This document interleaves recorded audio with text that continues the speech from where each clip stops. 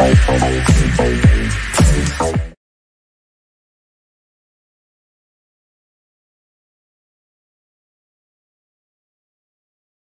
microfone está mudo. Boa tarde, pessoal. Desculpa, meu microfone estava mudo. É uma honra estar aqui com vocês. Mais uma Latino Air, né? A minha segunda Latino Air como palestrante. Agradecer aí ao Cirico, toda a organização, pelo apoio que estão dando aí para a gente. E hoje nós vamos falar sobre a importância da documentação de APIs, tá? E como fazer, né? O pessoal aí falou antes, a Carol falou bastante aí de colaboração de software, o Daniel também mostrou aí a ferramenta de teste de APIs, e agora eu vou falar um pouquinho de documentação. E quem sou eu? Bom, eu sou o Frederico Moscovitch, atualmente atuo no Laboratório de Automação e Simulação de Sistemas Elétricos, LACE, dentro do PTI, atuando principalmente na área de automação de sistemas elétricos de potência. Também sou professor universitário da Uniamérica, do curso de Engenharia de Software, líder do Java User Groups Três Fronteiras, uma comunidade Java aqui da região, e atuo na área de desenvolvimento já tem um tempinho, aí, desde o início da década de 90. E aí no QR Code tem meu LinkedIn, tem as outras redes sociais, quem quiser entrar em contato aí, fica à vontade, tá bom? Então vamos, sem mais delongas, vamos lá para a nossa palestra, né? Primeiro, começar com uma definição. O que é uma API, né? Uma API, pela definição do FOLDOC, que é um dicionário open source de termos da computação, uma API quer dizer Application Program Interface, é um conjunto de rotinas e padrões de programação estabelecidos por um software para a utilização das suas funcionalidades por aplicativos que não pretendem envolver-se na implementação do software, mas apenas seus serviços. Ou seja, é uma interface para que softwares falem com outros softwares, né? Então, para um software se comunicar com outro, ele precisa de uma interface chamada API, que vai ter as informações necessárias ali para eles poderem se falar. E quais tipos de API que existem, né? Existem as APIs privadas, que são utilizadas internamente dentro das corporações, né? Geralmente. Por exemplo, hoje em dia está muito em alta você fazer o front-end totalmente separado do back-end, então o back-end se torna uma API, as empresas criam várias APIs que o front-end consome, né? Ou outros sistemas internos também que podem se comunicar. Existem APIs de parceiros, né, que fazem integração de negócio entre parceiros. Por exemplo, tem uma empresa A que criou um sistema de cobrança e tem uma API disso. A empresa B tem um sistema de gerenciamento de clientes, também tem uma API. E essas duas APIs podem conversar e transformar isso em um software melhor, né? E tem as APIs públicas, que podem ser gratuitas ou pagas, né? Podem ser usadas livremente. Inclusive, a Carol colocou lá um GitHub lá de APIs públicas, né? Bem bacana aquilo lá. Recomendo. Tá? Então tem, por exemplo, a API do Twitter, do Google, do Facebook, que a gente pode usar, né? E aí, qual que é uma das motivações dessa palestra, né? Eu sou super favorável à metodologia Java, tento aplicar no dia a dia metodologias Java, mas eu vejo que tem o pessoal que está esquecendo de umas coisas, né? No Manifesto Ágil, o lado aqui da esquerda deveria se sobrepor ao lado da direita, mas isso não quer dizer que nós não devemos usar processos e ferramentas, nem ter negociação de contratos, né? E a gente não deve seguir um plano também, é a mesma coisa com a parte de documentação. Então, o Manifesto Ágil diz lá, software em funcionamento, mais que documentação abrangente. Ótimo, mas ele não fala que não tem que ter documentação. Então, para o software em funcionamento, tem que ter uma documentação legível ali. E isso se aplica no caso de uma API. Então, a motivação que eu montei esse tema aqui hoje, né, é a primeira vez que eu apresento esse tema em algum lugar, eu estava prestando consultoria para uma empresa que tinha fazendo um site, tinha um front-end, tinha um back-end, o back-end seria uma API. No meio do caminho, eles resolveram contratar uma outra empresa, que já existia um software do gerenciamento que eles precisavam, para poder fazer a integração. Então, eles só iam fazer a parte web mesmo, né? Só que aí começou uma série de problemas. porque o pessoal pediu a documentação da API e o pessoal que tinha desenvolvido o software lá que ia ser usado, não tem documentação, porque a gente só usa isso aqui internamente, a gente sabe. Aí eu já fiquei meio, né, cabreiro ali, pô, beleza, vocês vão usar internamente, mas vocês não têm uma documentação própria, né, o mínimo de documentação. Então, ninguém quer perder tempo pesquisando como vai usar algo de uma API no Stack Overflow da vida, né? Mas também ninguém quer perder tempo aqui lendo uma documentação extensa, cheia de papel, cheia de coisa, né? Cheia de documentos. Mas também não quer ficar perdido ali no mundo ali. Meu Deus, como é que eu uso essa API? Eu quero usar teu software, mas essa API aqui, como é que eu uso? Então, para isso, uma documentação completa de uma API, detalhando todos os dados que ela tem, facilita muito a vida do dev que vai interagir com a API. Né? Você enumerar os endpoints que a sua API tem, os parâmetros, é o básico da documentação. Por exemplo, essa API lá que eu falei que o pessoal não tinha documentação, então eu queria buscar um recurso X, eu tinha que perguntar lá para a empresa lá, como é que eu uso o recurso X? Aí ele passava o endpoint, não segue muitos padrões REST, com trocentos parâmetros, não muito identificáveis, tinha lá, por exemplo, PID, o outro era CID, então eu tinha que ficar pensando, o que é esse parâmetro? O que é esse outro parâmetro?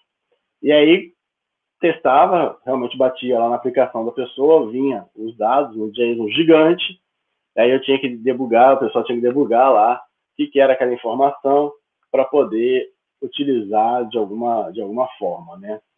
Então, foi um processo bem complicado. Uma outra coisa para uma boa documentação de API é você ter exemplos de código.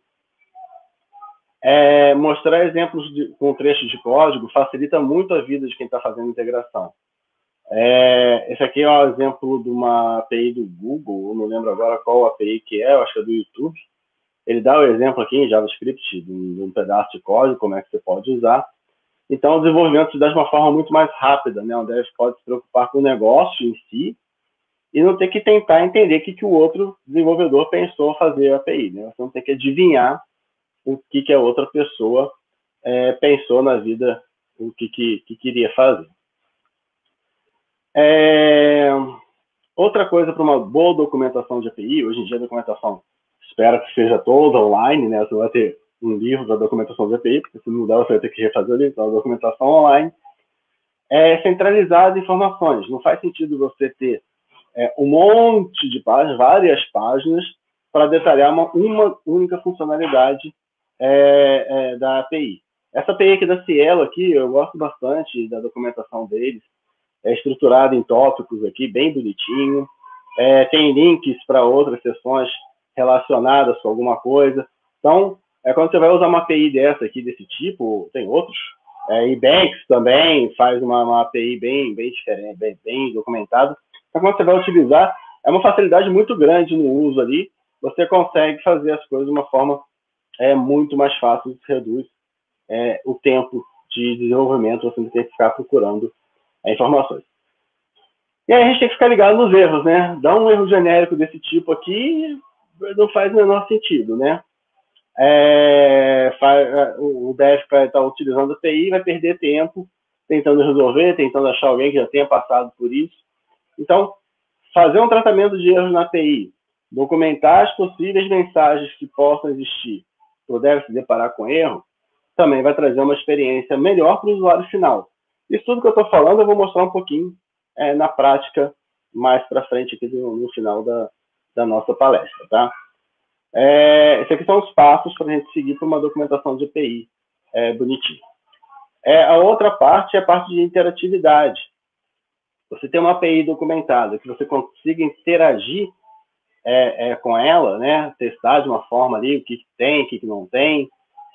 Então, principalmente se a sua API for pública, né? Criar algo que o usuário possa interagir com ela sem ter que implementar realmente um código extenso. Então, já tem ali um trecho de código que quem for utilizar a API pode testar e vai facilitar bastante aí também o desenvolvimento e entendimento da sua API. E aí, por fim, a última dica de uma documentação de API boa, né, assim, é a parte de testes. Então, Mais uma vez, se a API for pública, principalmente, criar testes que o usuário possa interagir com esses testes, possa fazer isso de uma forma automatizada. E existem várias ferramentas para fazer o teste. Por exemplo, o Insomnia, que o Daniel comentou há pouco, tem o Postman. Então, você consegue criar uma bateria de testes para você testar a sua API e ver se realmente tudo está funcionando da maneira que você gostaria. Agora eu vou falar um pouquinho de ferramentas que existem para auxiliar isso tudo, né? Ferramentas sempre open source. Vou citar duas que eu nunca utilizei, tá bom? Essas ferramentas aqui eu conheço, já acessei lá, mas não cheguei a botar em prática, né? Tem o API Blueprint, ele tem um site bem bonitão lá, com a documentação ampla, mas eu confesso que realmente eu nunca utilizei. Tem o RAML, RAML, que é um padrão aberto e tem suporte de desenvolvedores, como, por exemplo, o pessoal do PayPal ajuda no desenvolvimento. Ele parece ser bem intuitivo para começar a escrever a documentação, mas eu também nunca cheguei perto dele.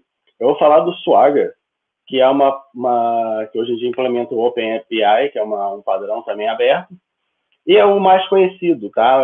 Por que ele é mais conhecido? Ele é o mais antigo, tem uma comunidade super ativa, você consegue tirar dúvidas ali com a comunidade de uma maneira muito fácil. E o que você consegue fazer com o Swagger? Você consegue, por exemplo, modelar a sua API. Eu vou mostrar também isso daqui a pouco, tá? Por que você deve modelar uma API antes de começar a construir a sua API, antes de começar a codar ela? Porque você já tem uma noção do que sua API vai oferecer, né, no início. Ela, obviamente, vai crescer ao longo do tempo e você vai incrementando essa documentação, essa modelagem também. Mas você modelar isso de uma maneira abstrata, usando o Swagger, por exemplo, sem codificar, hoje em dia, por exemplo, digamos que eu fiz uma API em PHP. E aí eu automatizei para gerar documentação automática, tá? Mas, mais para frente, eu mudei de PHP para Go. Aí eu vou escrever meu código todo de novo, tem que gerar novamente a documentação automatizada. Você modelando a API, você faz ali o modelo todo da API abstrata, ali, escrevendo um arquivo YAML, YML lá, você escreve o arquivo todo, bem bonitinho, e você vai ter essa modelagem já pronta e você pode usar em qualquer linguagem, tá? Então, por isso que o Swagger é legal, você consegue modelar a API antes dele. A gente vai ver um pouco mais para frente isso. Outra coisa legal do Swagger é o que eu falei, a geração de documentação automatizada. Você já tem teu código, você já tem tua API rodando, funcionando, está bem legal, mas você não fez a documentação por algum motivo. Você tem algumas ferramentas, né, que você, no Java é bem fácil, vai ser o que eu vou demonstrar, mas ele tem para PHP, tem para Node, você coloca lá uma dependência, faz um arquivo de configuração, ele consegue ler seu código todo e gerar a documentação bem legal para você. Além disso, o Swagger, ele consegue gerar código para você. Tanto código de cliente, então, como é que um cliente Axios ou FAT vai utilizar a API, quanto um template de código para servidor em diversas linguagens. Ele gera server para PHP, para Node, para Python, para Java. Tem diversas linguagens lá que você pode utilizar. E aí você consegue também testar as funcionalidades da API. Eu vou mostrar agora aqui o editor do Swagger. Deixa eu achar aqui. Não é essa tela. Cadê a tela? Tá aqui, Swagger. Tá. Aqui tem o Swagger editor, tá? editor.swagger.io. Então, ele vai no formato OpenAPI e você escreve um arquivo aqui, YML, que você faz a modelagem da sua API, como eu tinha comentado. Então, você coloca o título, descrição, os termos de serviço, contato, licença, a versão, documentos externos, quais são os servidores que a sua API está rodando. E aí você começa aqui com as tags explicando quais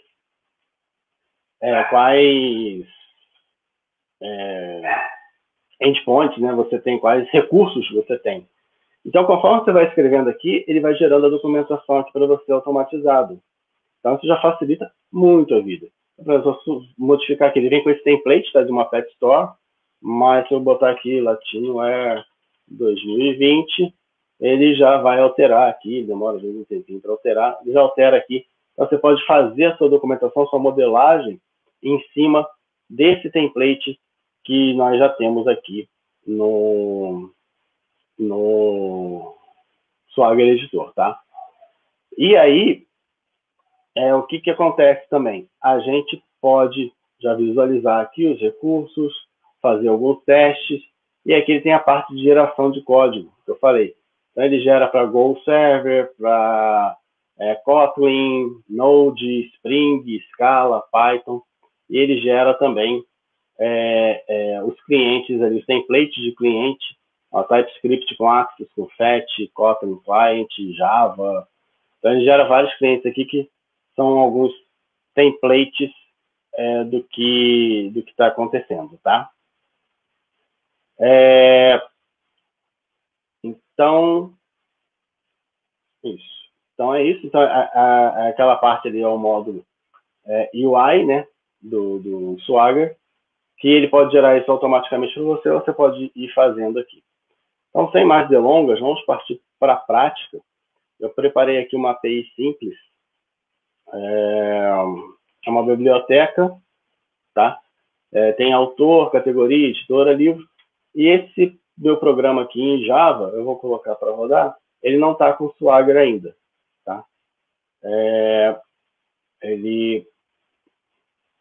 O cache do meu computador resolveu funcionar, então vai estar rodando. E a ideia é mostrar que se eu entrar aqui na configuração, eu não vou ter nada ainda do meu código. Então,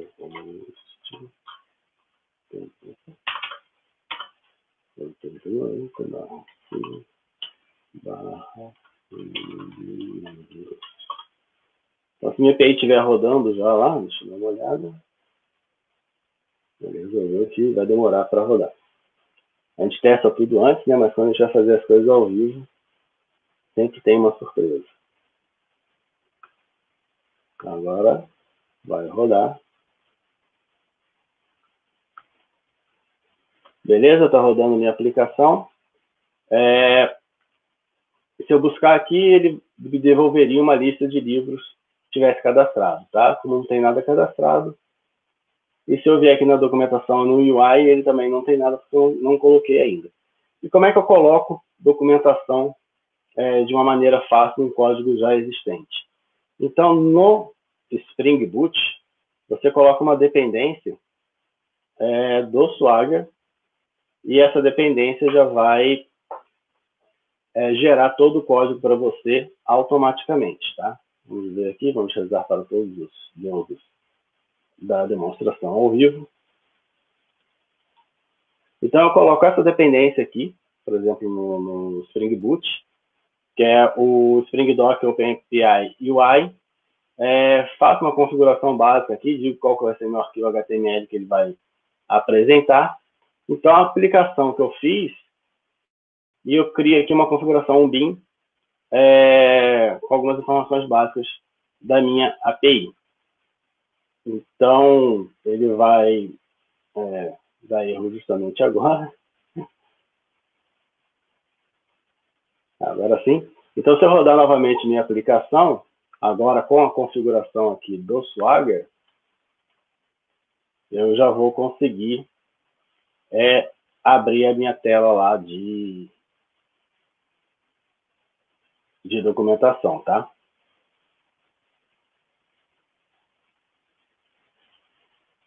Então, só aguardar um pouquinho, está subindo a aplicação.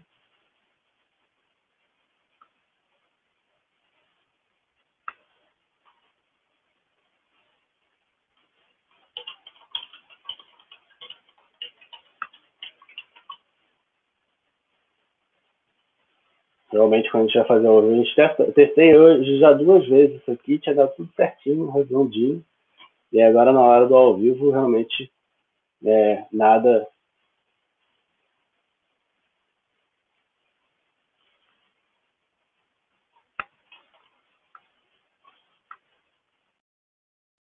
Eu já acho que deu uma travada.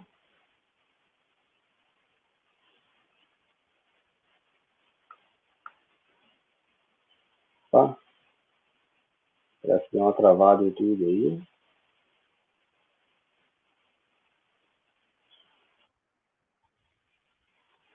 Pessoal, se não estiver escutando, acho que agora eu vou pro normal. Tá? Tem travado aqui para mim.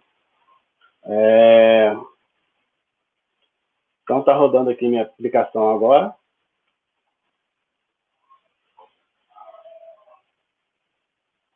Vai dar tempo de mostrar tudo até o final, tá, pessoal?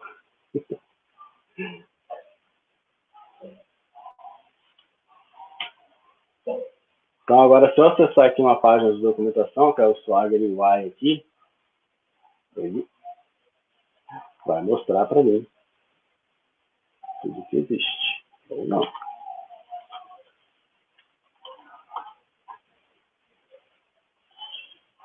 Tá rodando.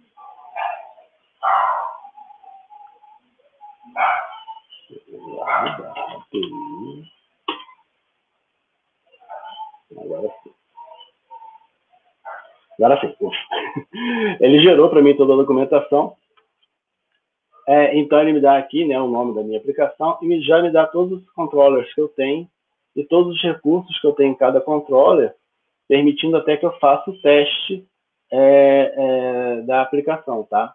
Então, poderia fazer aqui um tryout, então eu conseguiria testar isso aqui de uma forma bem bacana, né?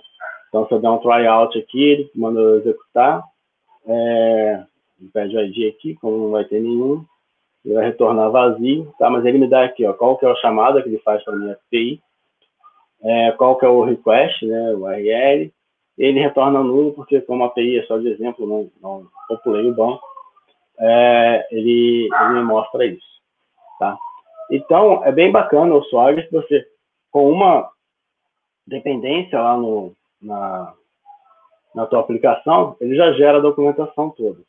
E aí você pode melhorar essa documentação, né? Ele gera automaticamente isso, e você pode inserir algumas outras informações que são bacanas também para a aplicação. Então, a gente pode aqui mudar, ao invés de pegar author controller, que ele já gera automaticamente por causa do nome do arquivo, você pode colocar ali controller do autor, fazer uma descrição e vamos ver aqui se o IntelliJ me ajuda a mostrar isso aí, tá?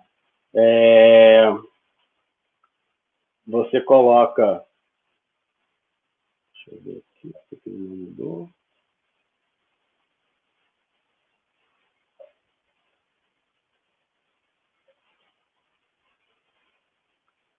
Mas enfim, enquanto ele resolve carregar aqui, você coloca algumas annotations no Java, por exemplo, e ele vai gerar essa documentação aqui para você. Por exemplo, aqui no Autor Controller, agora sim. Eu consigo colocar, por exemplo, @tag, autores e qualquer description. Então, eu já altero lá no meu Swagger UI, ele já mostra para mim isso de uma maneira mais fácil. Eu também posso colocar quais respostas que a minha aplicação aparece, né? Então, por exemplo, num list all, ele devolve 200 e fala aqui, ó, devolve um array com todos os autores cadastrados. Se tiver mais de um tipo de resposta, eu posso colocar também aqui API responses, quais todas as respostas que aquele meu recurso, por exemplo, quando é por ID, ele pode devolver. Então, ele pode devolver um 200 que encontrou o autor, pode devolver um 400 que o ID que eu passei foi inválido, ele pode dar um 404, o autor não encontrado, e aí é aquilo que eu tinha falado lá de tratamento de erros, né? Que é muito bom você ter isso aqui já na modelagem da sua API para poder mostrar para quem estiver utilizando de uma forma correta. Parece que ele carregou aqui, ó, se eu der um atualizar agora, ao invés de autor controller, vai aparecer só o autor e vai ter uma descrição aqui do que faz aquele recurso. Então, aqui, autores, aí gerencia autores de livros. Se eu vier aqui nesse recurso autores, ó, lista todos os autores do livro, me dá o código e o que esse código me devolve. Se eu for num autor só, né, que é com ID, ele me passa aqui, ó, o código 200 é porque encontrou o autor, ou então ele vai me devolver um 400 que tem um ID inválido, 404 o autor não encontrado. Então, o Swagger facilita bastante a vida da gente, né, nesse sentido. Então, mesmo que você não tenha uma aplicação ali que você tenha documentado antes, você pode fazer isso depois sem problema nenhum, tá certo? Então, pessoal, é isso aí que eu tinha para mostrar para vocês. Quero agradecer mais uma vez aí a oportunidade de participar da Latinware, mais um ano. Então, quem quiser entrar em contato comigo, pode entrar em contato à vontade, que tem meu e-mail da empresa, WhatsApp, o site. Aqui tem o download da apresentação, quem quiser fazer o download da apresentação também, fica à vontade, é só escanear o QR Code e entrar em contato comigo. E mais uma vez, quero agradecer aí a todo mundo que está nos assistindo, que esteve aqui hoje com a gente. Espero que vocês curtam aí o restante da programação do Latinware. E esperamos que todos estejam bem e que possamos nos encontrar novamente presencialmente o quanto antes. Tá bom? Muito obrigado a todo mundo e uma boa tarde.